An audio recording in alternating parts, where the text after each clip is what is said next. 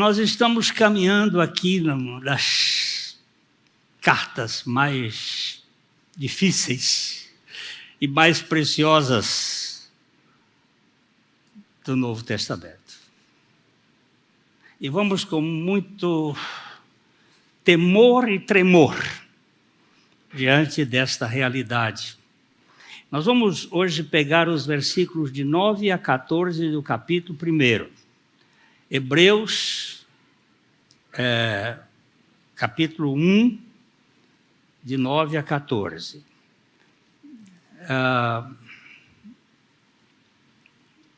Amaste a justiça e odiaste a iniquidade.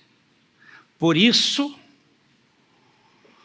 Deus, o teu Deus, te ungiu com óleo de alegria como a nenhum dos teus companheiros.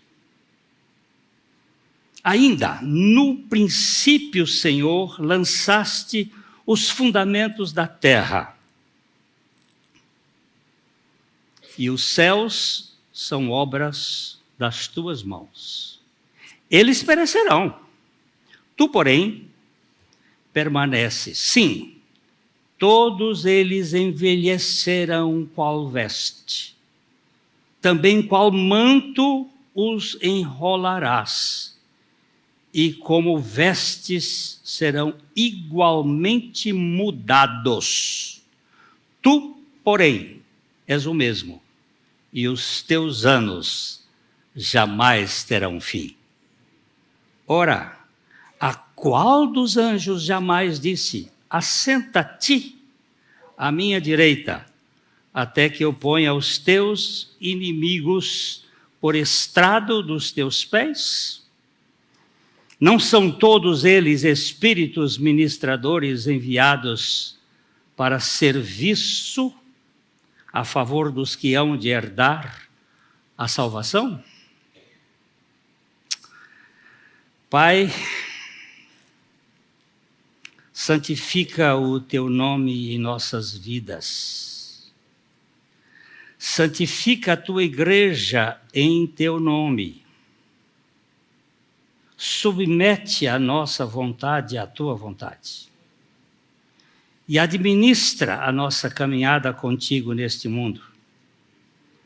Pai, traz lucidez na exposição e na audiência da tua palavra. Revela a pessoa singular e sublime do teu Filho amado. E não nos deixes distraídos da sua suficiência. O Senhor sabe que somos desatentos, descuidados. Por isso, e por tua graça, atiça e acende em nós a chama da intimidade com o teu Filho. Fala conosco pela tua palavra e pelo teu Espírito. Nós precisamos desse teu agir. Em nome de Jesus. Amém. O contexto dessa carta, a gente tem ido e vindo. Hoje eu queria dar um pouquinho da pincelada da grande perseguição contra os cristãos naquele tempo do Nero. Nero nasceu no ano 37 depois de Cristo, isto é, 7 anos depois da crucificação e ressurreição do Senhor Jesus. O seu nome original era Lúcio Domício Enobarbo. Ele era da família real. O seu pai, Cneu Domício Enobarbo e Agripinila, que depois foi chamado de Agripina a Menor, eles descendiam dos Césares. Ela era bisneta de Augusto. E ele também fazia parte da nobreza. E ela era irmã de Calígula. o quarto imperador romano. Primeiro foi Júlio César, depois Augusto, depois Tibério. Tibério foi quando Jesus nasceu, depois Calígula, Cláudio e, finalmente, Nero. O Nero, ele assumiu o poder depois que Cláudio, seu tio, morre, e ele estava sendo criado porque o Cláudio casou com a Agripina. Aquilo era uma troca danada, eles eram parentes, mas trocavam entre si. E ele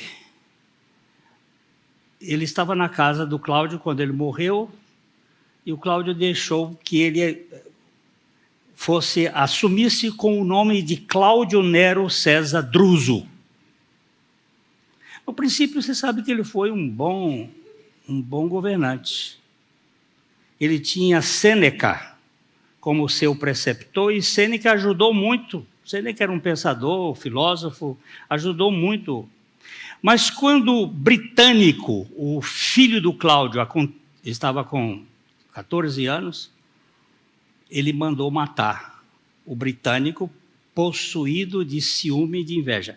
O Nero assume o poder com 17 anos. Ele era um adolescente, mas muito bem formado, inteligente, só uma fera, e bem preparado pelo Sêneca. Ele conhecia muito artes, ele era uma pessoa bastante competente na lira, tocava muito bem, tinha várias qualidades. Pois a Pompeia, uma moça linda, apresentada a ele, e a mãe tenta não mexeu, e ele mandou matar a mãe, a Agripina, e para ver aonde tinha sido gerado aquele gênio. Daí a palavra cesariana que nós temos até hoje, porque ele mandou abrir a barriga da mãe para ver onde é que tinha sido gerado aquele gênio, que na verdade foi um monstro. O Nero teve problemas muito sérios com a primeira esposa, depois ele casou-se com uma outra moça que se chamava Messalina. Daí vocês vão entender que essa moça deu um nome para as mulheres insatisfeitas. E ele ficou muito, terrivelmente angustiado, porque ele não conseguia satisfazê-la, porque a libido dela era fora de série. Então ele se separou dela e mandou castrar um jovem escravo liberto de nome de Esporos, e casou-se com ele. Daí para frente, Nero vai se afundando numa depressão louca e com um surto psicótico de dominação, até que ele incendiou Roma e pôs a culpa nos cristãos. No fim, por volta do ano 67, ele estava com 30 anos, com 31 ele morreu. Houve um governador da Gália chamado Caio Júlio Víndice, que rebelou-se contra a reforma tributária. Não é brincadeira, não. Era a política fiscal de Nero, a reforma tributária, exatamente do mesmo jeito que está acontecendo hoje. E o Nero ficou possesso, e com essa rebelião as coisas recrudesceram, e Seutônio, ele descreve que Nero fugiu de Roma através, eu achei tão bonitinha essa coisa, da via salário. Olha só, é por via salário que eles fogem, né? Sempre assim. Contudo, apesar da sua fuga, Nero preparou-se para o suicídio, e ele usou Epafrodito, o seu secretário, que o apunhalou por trás quando um soldado romano se aproximou dele. Aos 31 anos, Nero morreu com 14 anos de governo, mas ele fez um estrago contra os cristãos fora de série. E é nesse contexto que o escritor da carta aos Hebreus está escrevendo para aqueles cristãos que estavam sendo oprimidos. Nero tem um perfil de sociopata, um psicopata virado para a sociedade, onde ele fazia coisas terríveis. Dion Cassio, um historiador, diz que as últimas palavras de Nero foram: que artista falece comigo. Vocês estão perdendo o gênio.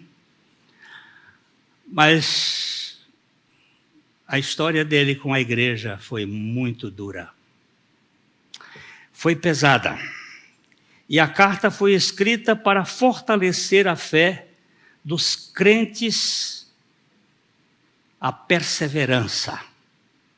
Nunca volte para trás, porque Jesus diz que aquele que pega no arado e olha para trás não é apto para o reino de Deus. E também para fazer com que aqueles frágeis encontrassem a superioridade de Cristo.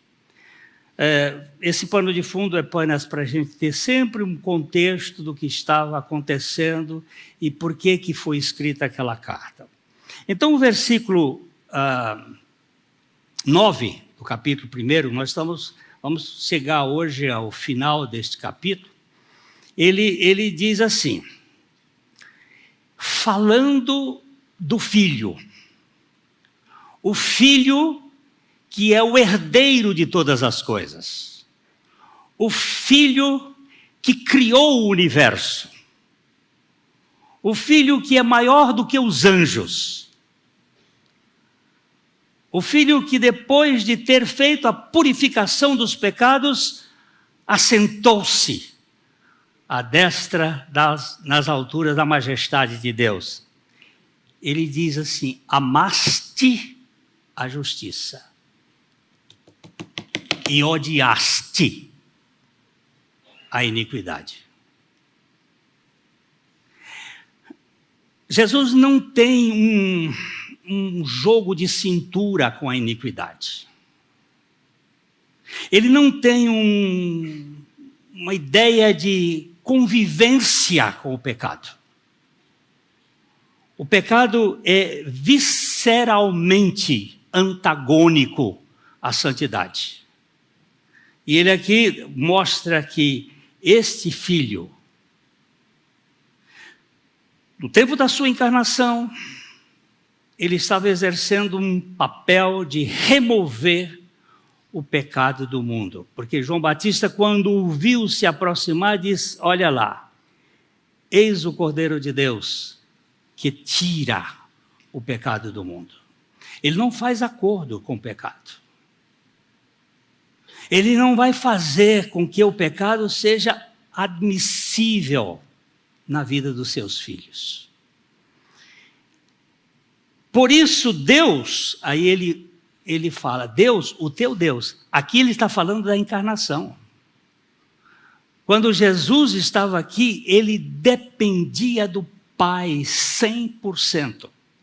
Por isso que o autor aos Hebreus vai dizer lá no final que ele é o autor e é o executivo ou consumador da fé.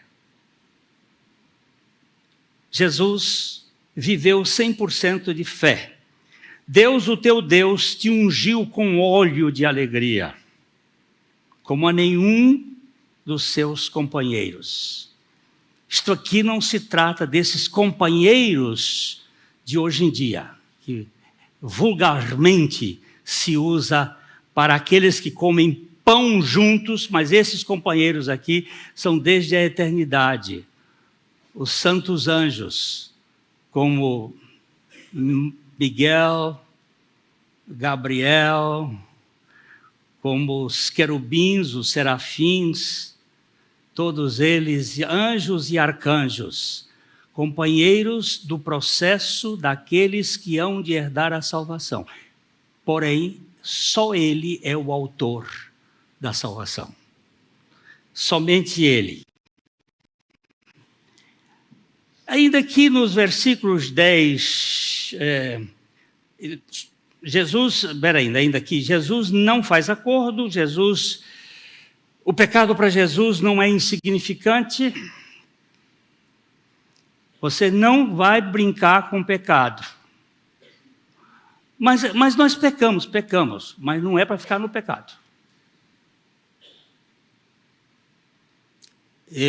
Aí nos versículos 10 e 12, aqui aparece o Senhor como o Criador dos céus e da terra. Olha aqui. Ainda no princípio,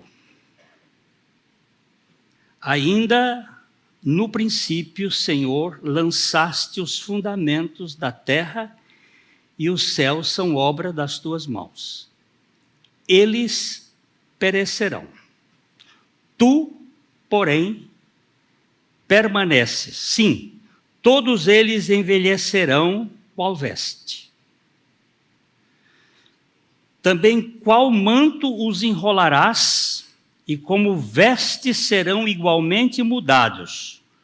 Tu, porém, és o mesmo, e os teus anos jamais terão fim. Isso é muito precioso. Nós temos aqui a criação sendo dita que ela iria perecer. E isto é primeiro século, onde se acreditava que o universo era infinito e eterno. Só que hoje nós estamos no século 21 e sabe-se que o universo é finito, ainda que macro, e está morrendo. A lei da entropia está comendo o universo. Ele está dizendo aqui, fica claro que a criação sofreu um abalo cósmico e será trocada como uma roupa velha por uma nova. A gente nem podia imaginar que no final dos últimos dias o conhecimento científico iria chegar à conclusão de que nós estamos numa ladeira abaixo da hecatombe, do debacle, do esvaziamento do universo que está morrendo. Ele está perecendo. Mas ele está dizendo aqui, só pode ser por inspiração do Espírito Santo. Em Romanos capítulo 8, o versos 20 a 22, Romanos 8, ele vai dizer, pois a criação está sujeita à vacuidade, à vaidade, não voluntariamente, mas por causa daquele que a sujeitou, na esperança de que a própria criação será redimida do cativeiro da corrupção para a liberdade da glória dos filhos de Deus. Cadê a igreja? Isso aqui tudo tem um tempo de validade e isso vai ser trocado, vai ser mudado e haverá um novo. Porque sabemos que toda a criação a um só tempo geme e suporta angústia até agora. Prestou atenção? Que o texto lá vai dizer que como um vestido velho vai envelhecendo e depois ele vai ser trocado, vai ser mudado. Eu gosto do profeta Isaías quando ele diz assim, e haverá um novo céu e uma nova terra. E depois Pedro disse, esse novo céu e a nova terra onde habita a justiça. Amaste a justiça e odiaste a iniquidade. Para chegar a isto, ele teve que passar por uma ponte da encarnação. Ele teve que vestir a nossa natureza corrupta, ainda que ele não tenha tido o pecado. E ele teve que assumir o nosso pecado lá na cruz para morrer e nos libertar do cabresto do diabo e nos dar a condição de filhos de Deus. Então, aqui é maravilhoso. Cristo, Jesus, ainda que tenha se envolvido com essa matéria caída, ele permanecerá para sempre. O escritor aqui, que a gente já viu vários que podem ter sido, mas vamos sempre usar o escritor, ele está citando o Salmo 102, os versos 25 a 27. Em tempos remotos, ele diz aqui na versão da Septuaginta, que é citada no texto de Hebreus, ele diz no princípio, aqui ele diz em tempos antigos, em tempos remotos, lançaste os fundamentos da terra e os céus são obras das tuas mãos. Eles perecerão. Isso lá no Salmo está dito, eles perecerão, mas tu permaneces. Todos eles envelhecerão como uma veste, como roupa, os mudarás e serão mudados. Tu, porém, és sempre o mesmo, e os teus anos não terão fim.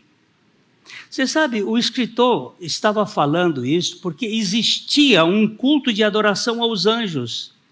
E ele está falando que os anjos são menores. E havia o culto de adoração à natureza.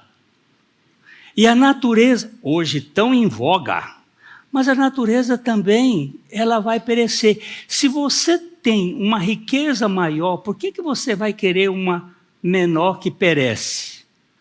Se você tem algo que é eterno, você vai querer um troço que tem tempo de validade? Como é isso que a igreja ia cair? Ele quer mostrar que Jesus, o Cristo, é superior a tudo que você possa encontrar neste universo. Que ele e somente ele é motivo da nossa adoração e da nossa entrega, somente ele. O que ele está levantando são argumentos. O escritor aos Hebreus está citando essa oração, que é chamada oração do aflito, no Salmo 102, que aponta o universo em decadência e a perenidade de Jesus Cristo. Um acaba, o outro fica. Um termina, o outro vai para frente. O que você quer? Você quer se associar ao culto da Gaia? O que é culto da Gaia? A Mãe Terra. É isto que você quer? Você quer ser parceiro de um sistema que envelhece e apodrece? Ou quer conhecer aquele que passou pelo vale da sombra da morte, foi sepultado e ressuscitou? Está vivo forever and ever. Aleluia.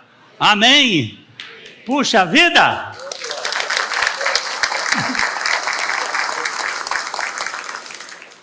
Qual é a vantagem de retroceder, criatura?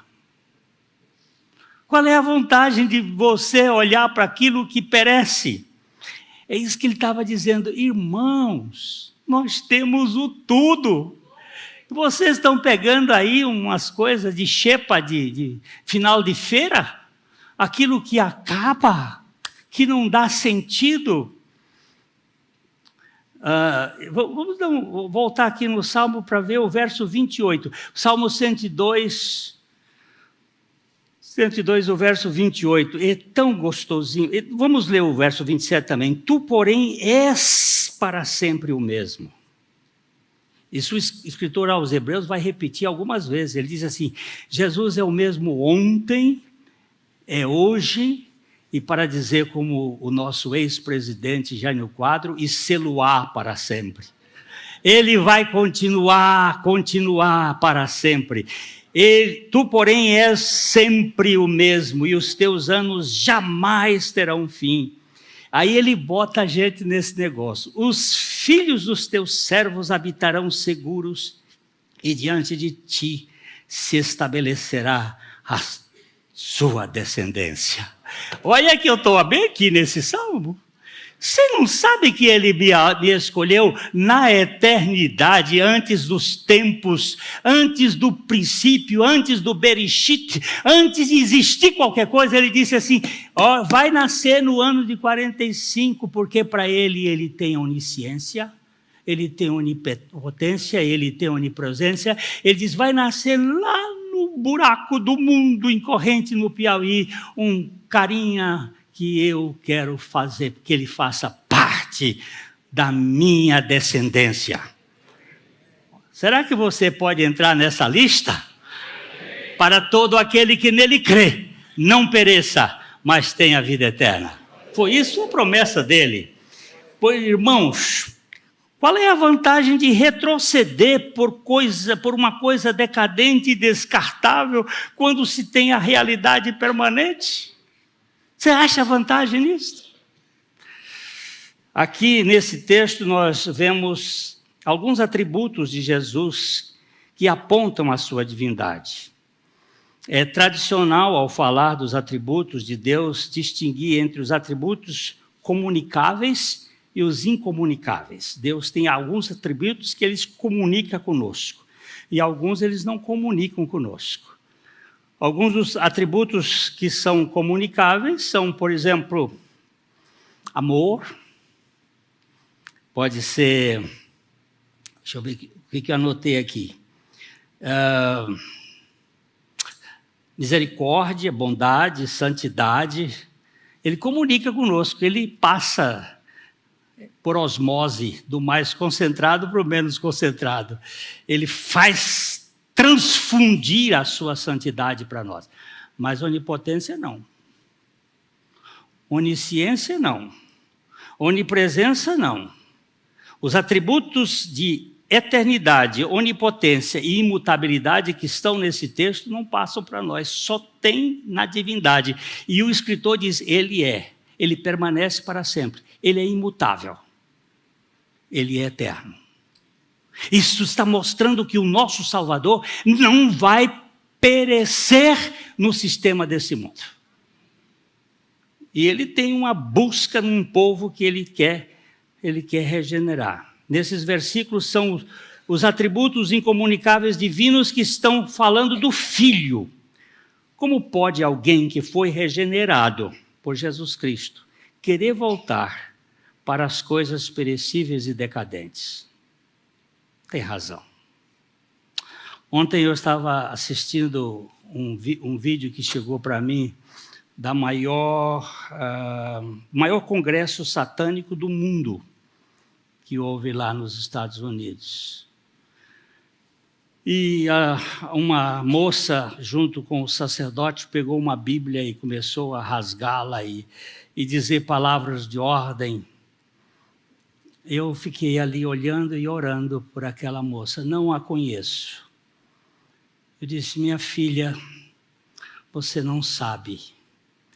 A sua blasfêmia não é maior do que o poder da ressurreição de Jesus Cristo. A Bíblia já sofreu ataques os mais adversos. Impérios anteriores já tocaram fogo na Bíblia. O Voltaire, no século XIX, ele disse o seguinte: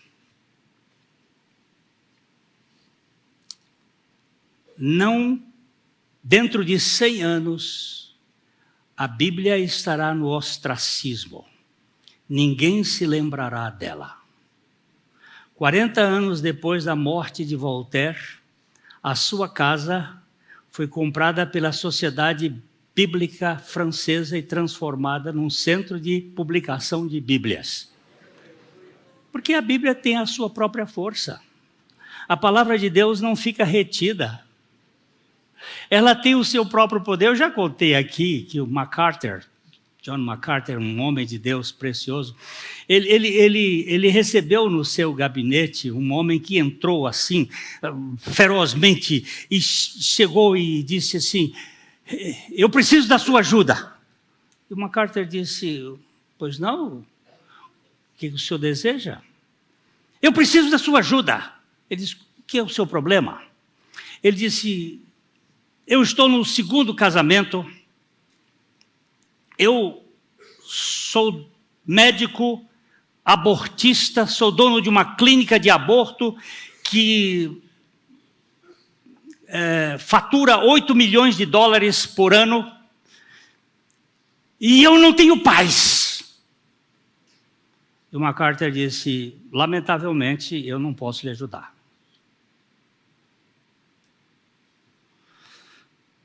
Mas eu sei quem pode. E ele disse: quem é que pode? Ele disse: Jesus. Ah, não venha com essa história. Eu sou judeu. E eu detesto esse cara. E eu não creio nele. Me dá sua Bíblia aqui, porque nós hoje quase não usamos mais Bíblia. O MacArthur foi nós usamos Bíblia em instrumentos aqui, mas MacArthur foi na estante dele, pegou uma Bíblia e entregou para ele e disse: leia o Evangelho de João. E quando você terminar de ler o Evangelho de João, você me procura.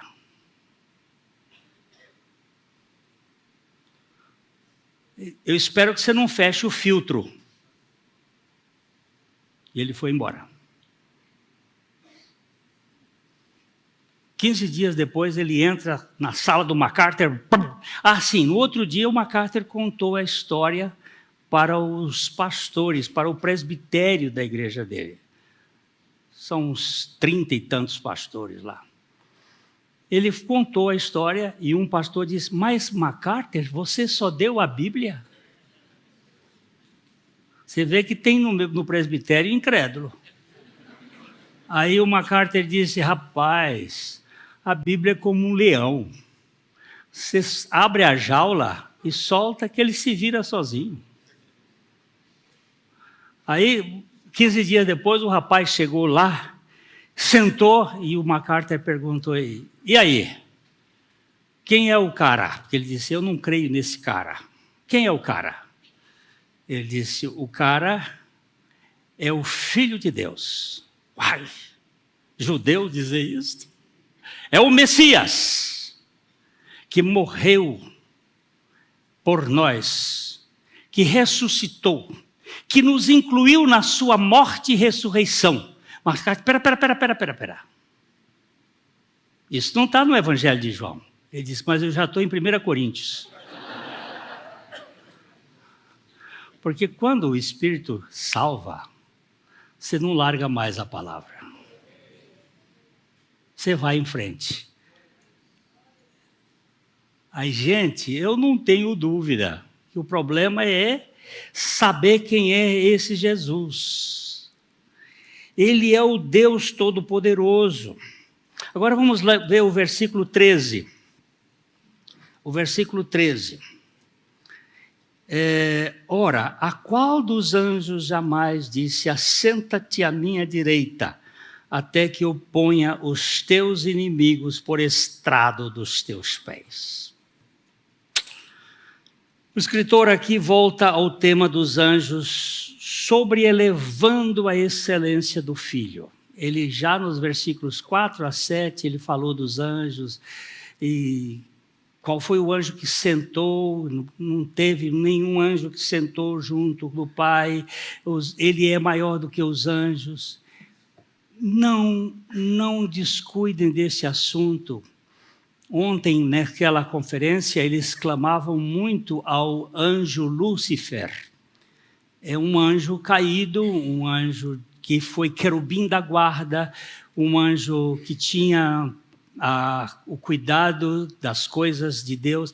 Me parece que ele era ele era o querubim da guarda responsável pelo canto, pela música no céu. O pífaro, os tambores, as harpas, ele comandava. E quando ele caiu, trouxe uma música caída com ele, sabe? Essa música que está atrapalhando a vida das pessoas hoje, com excesso de som, com excesso de batida, uma batida anticardíaca, antes movimento do coração. É uma coisa que tem trazido o ensurdecimento das pessoas para a palavra e tem trazido um adoecimento mental. Quem ouve esse tipo de música, porque ele era um anjo que cuidava dessa parte no céu. Caiu e trouxe. Outro dia eu fui num casamento, eu estava até lá com o Júlio no casamento, e aquele barulho, o Júlio até chamou a atenção do DJ e pediu para ele vir na plateia, porque o baixo ele entra pelos pés. Você não pode conversar nos casamentos, nas reuniões. Tem um barulho do inferno, veio das capembas rajadas, lá das áureas do capeta, para matar as pessoas. E as pessoas adoram esses anjos, querem adorar querubins, serafins, em nome de Gabriel. Os judeus até hoje usam, em nome de Gabriel, Miguel, tem um outro, Azael, e aí vão chamando os anjos, você vai sair, e a Maria Madalena não saiu, no The Chosen, o demônio deu uma carreira no Nicodemos, ele saiu de lá, uma quente está fervendo, e Jesus chega para ela simplesmente, e o nome dela era Lilith. Lilith é o nome de uma figura serpentária, seria a primeira mulher na mitologia hebraica, a primeira mulher de Adão, e é a forma da serpente, o sistema da cobra, e o nome da Maria era Lilith, a prostituta, e Jesus simplesmente vem por trás dela e diz, Maria. E ela vira para ele e diz, Rabone, só o Senhor conhece meu nome. Ele que conhece o nome do Zaqueu, que estava lá em riba da árvore, e diz, vem cara, eu hoje quero entrar na tua casa. Pode ser que você hoje entrou aqui também com tamanco alto, com sapato de importância. E Jesus vai ter que dizer, desce desse seu pedestal de importância, que eu quero entrar na sua vida, para transformar você não numa mera criatura divina, mas num filho do Deus Altíssimo. Porque é esse o projeto dele. E ele aqui diz, qual dos anjos? Agora, ele vai ficar governando até colocar todos os inimigos debaixo dos seus pés. Irmãos, essa expressão aqui do texto, ela aparece várias vezes na Bíblia. Até que eu ponha os inimigos por estrado dos teus pés. Vamos dar uma olhadinha neles aqui. Isso é o Salmo 110, versículo 1. Nós temos um rei no poder que foi ferido, mas ele vai conquistar todas as hostes e todos os poderes deste mundo e vai colocá-los debaixo dos seus pés. Salmo 110, 1 diz assim, disse o Senhor ao meu Senhor. Primeiro aí você tem que olhar que o primeiro Senhor está com todas as letras grandes, que está se referindo a Javé, Yavé, o Senhor, Deus. E a segunda é ao meu Senhor Adonai. Aqui me parece que é a encarnação mesmo. Diz Deus, o Todo-Poderoso, ao Senhor Jesus, que está encarnado para realizar uma obra de tamanha grandeza em nome do Senhor. Assenta-te à minha direita, até que eu ponha os teus inimigos debaixo dos teus pés. Os inimigos só podem ser colocados debaixo dos pés porque o general venceu. Não pode colocar os inimigos. O Pai está dizendo que iria fazer isso. Essa citação de Hebreus é esta. Mateus capítulo 22, verso 44, ela diz também isto. Mateus 22, 44, olha só. Disse o Senhor ao meu Senhor, assenta-te à minha direita, até que eu ponha os teus inimigos debaixo dos teus pés. Eu não vou citar todos, mas o Marcos também diz isso, Lucas também diz isso. Os evangelhos sinóticos citam esta realidade 3 vezes. O livro de Atos, no capítulo 2, versos 34 a 35, porque Davi não subiu aos céus, mas ele mesmo declara, disse o Senhor ao meu Senhor, assenta-te à minha direita até que eu ponha os teus inimigos por estrado dos teus pés. Eu não tenho dúvida de que tudo isto vai ficar, no final das contas, sobre os pés daquele que venceu a morte, venceu o pecado, venceu o mundo, venceu o eu do Glênio, e que é Rei dos Reis e Senhor dos Senhores. A soberania de Cristo está bem presente aqui. E finalmente o versículo 14, ele termina dizendo aqui, não são todos estes espíritos, os anjos, ministradores enviados para serviços do que hão de herdar a salvação? O texto mostra que os anjos são enviados para serviços do que hão de herdar a salvação. Cristo Jesus foi enviado pelo Pai ao mundo para realizar uma eterna salvação. Então, Jesus Cristo é maior do que os anjos, ele é maior do que os profetas, ele é maior do que o universo. O que você quer mais? Você está buscando o quê? É isso que o escritor aos Hebreus está dizendo.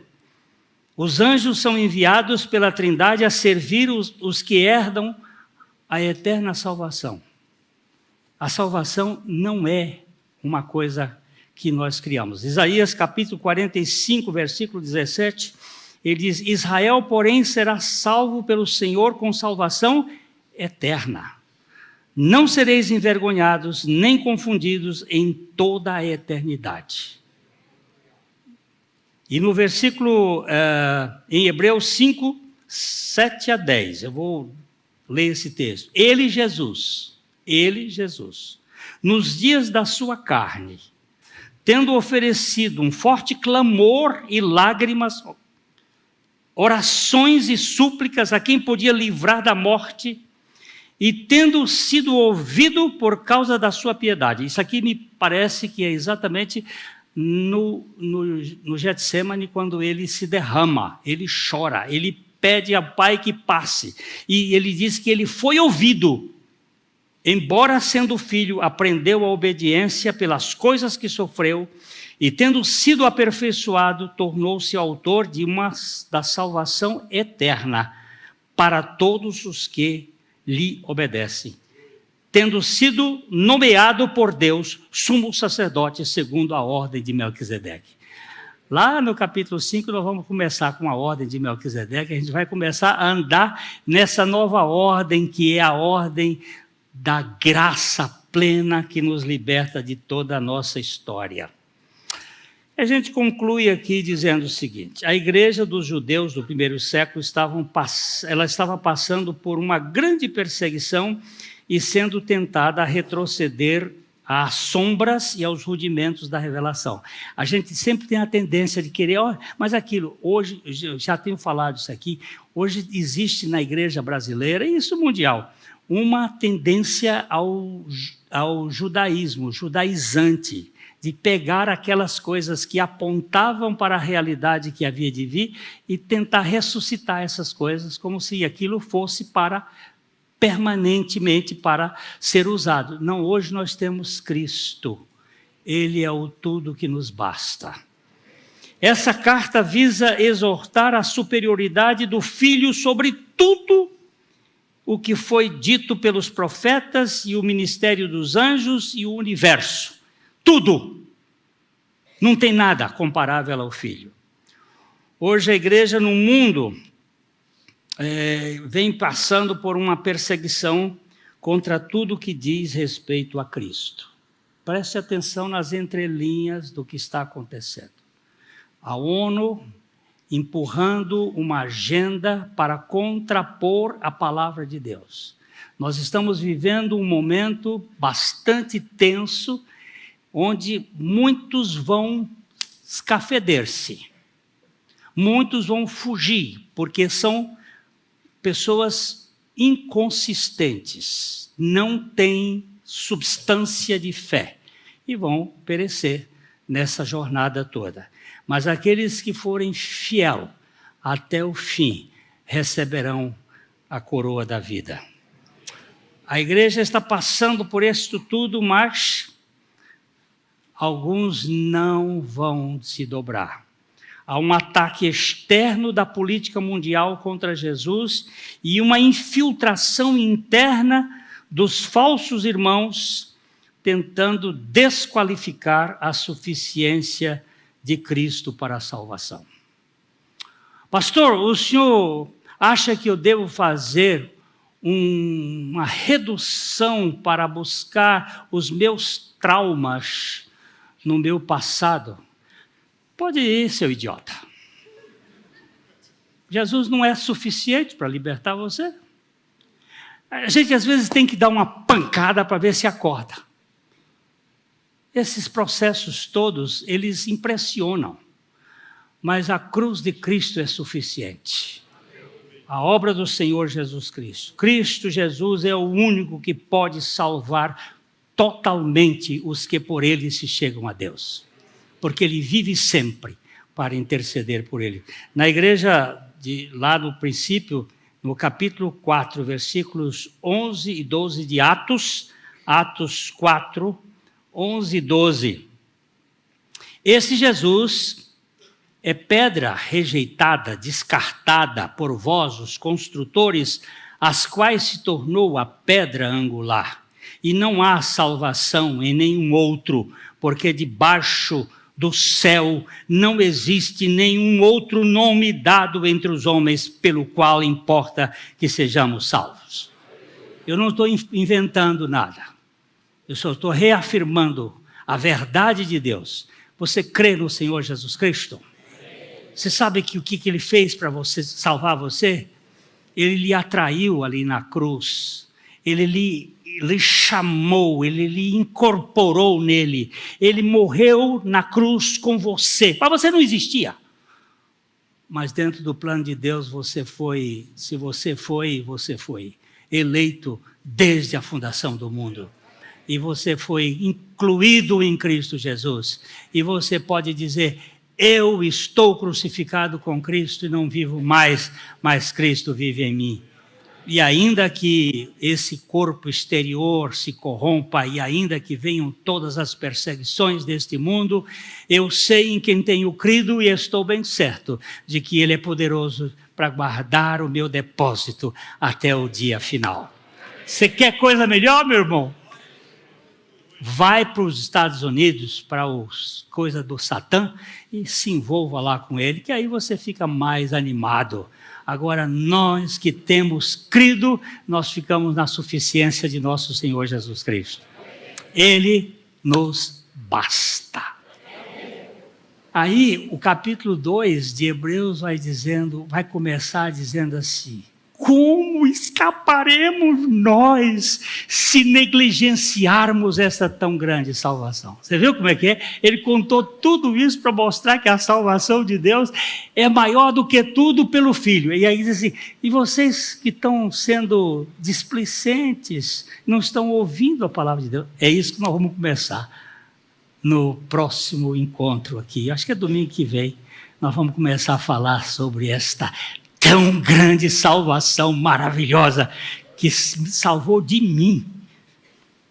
De mim. Ok?